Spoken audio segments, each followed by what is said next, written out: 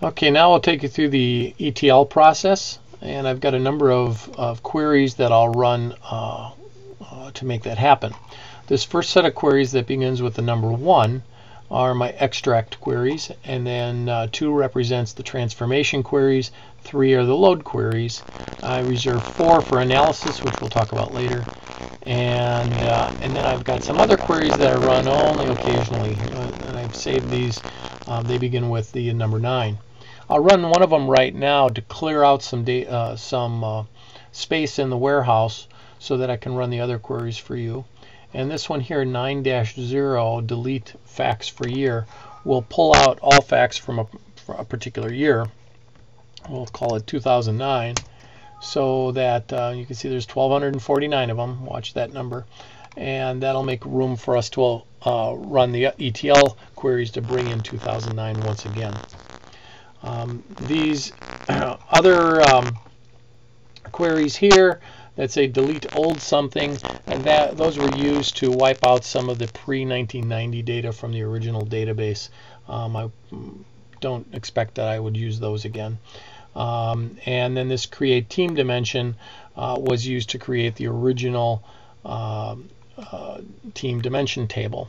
And since teams rarely are added or subtracted from the league, that can be a manual process to put new ones in when necessary. So let's take a look at the extract process. I'll show you one query here, the extract batting. You can see that it's going to that original batting table, and we have a parameter asking for the year to extract. Not all of these queries use the year, but the batting table, the pitchers table, salaries table, all are at the grain is at the stint level within a year. So we'll ask for that year and then pull in the information in a make table query to create the staging table.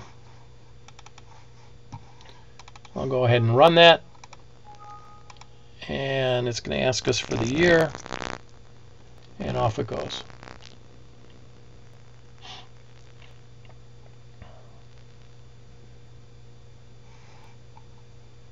I'm waiting for confirmation.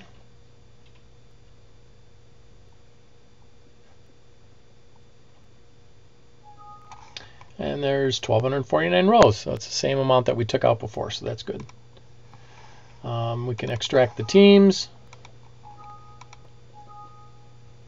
And the only reason that we're extracting teams now is that we will want to run a query later to see if there are any new teams that have been added to the database. We can extract the players. And this is the total player database that we're extracting, and this will allow us to add some dimensions around the players and also determine if there are any new ones that have been added. This will extract pitchers. This, as I said, is at the team level or at the year level, and there are 729 stints within this year. So that would be all the different pitchers that were moving up and down and from team to team, that kind of a thing, within that particular year.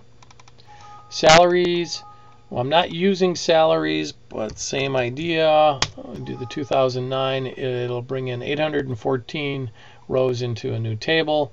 Remember, we had 1,200 some rows that were pulled into the batting table. So as you can see, there are times where we don't have salary information for a particular stint, and I just thought that this was too confusing to try to do analysis on it at the moment.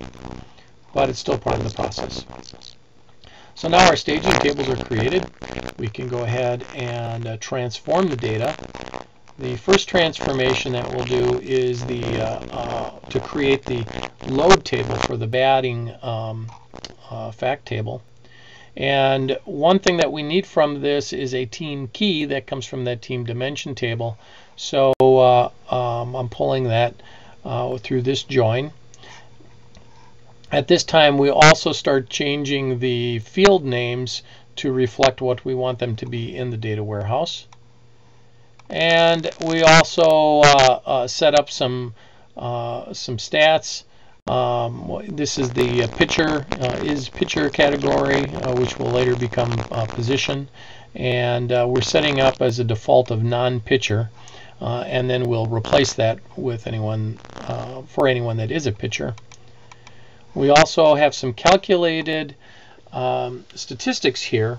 Some of them, like first base singles and total bases, are calculated and are additive across all levels of grain and for all the drill downs.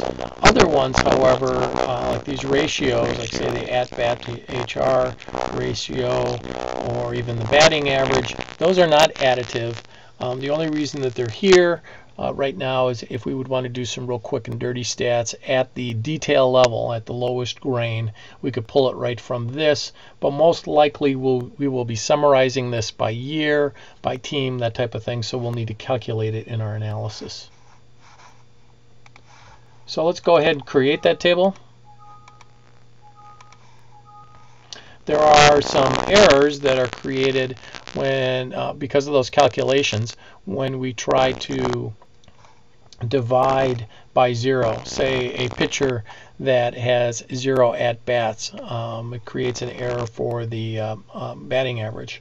Those end up being blanks in the database or null values, so that's fine. This is updating the pitcher flag, so it's going to update 590 rows, changing it from non-pitcher to pitcher. We'll update the salaries, so it'll go through the fact table and add salaries whenever it finds a match.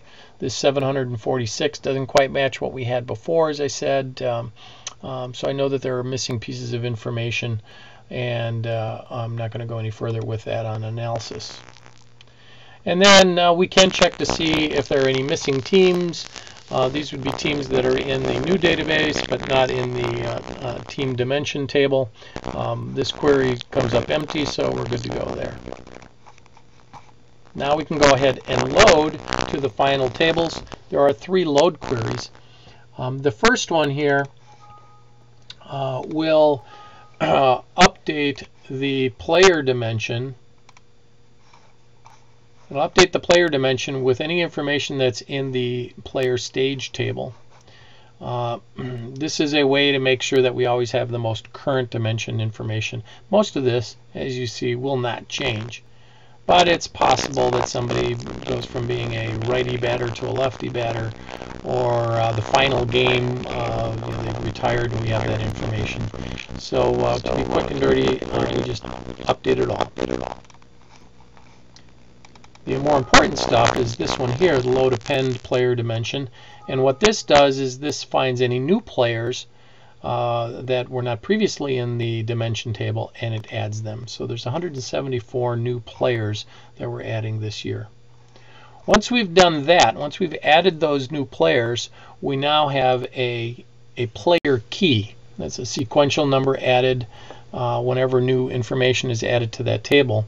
That allows us then to update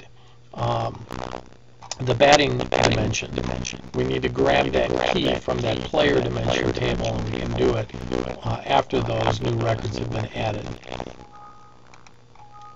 And so we have the 1,249 rows again going into the batting fact table. So there we have it. That is the ETL process for the data warehouse.